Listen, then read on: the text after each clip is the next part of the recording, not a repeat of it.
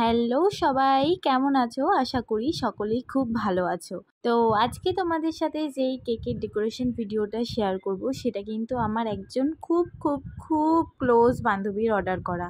তো তার কিন্তু 1 বছর অ্যানিভার্সারি সেলিব্রেশনের জন্য সে আমার কাছে কেকটা অর্ডার করেছিল। এই কেকটা কিন্তু প্রায় 1 পাউন্ডের কাছাকাছি ছিল, আবার পুরোপুরি 1 পাউন্ডও ছিল না। আর কেকটার ভিতরে কিন্তু চকলেট ফ্লেভার ছিল।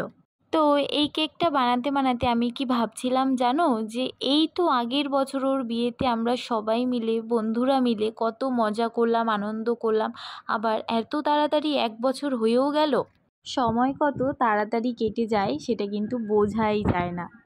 তো যাই হোক, দেখো আমার কিন্তু কেকের ফাইনাল ফিনিশিং করা প্রায় হয়ে গেছে। তো এই দেখো, বান্ধবী আমাকে ফুল এনে দিয়েছিল কেকটা ডেকোরেশন করার জন্য।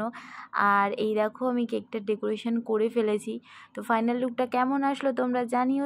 তো দেখা হবে তোমাদের সাথে পরবর্তী ভিডিওতে। টাটা।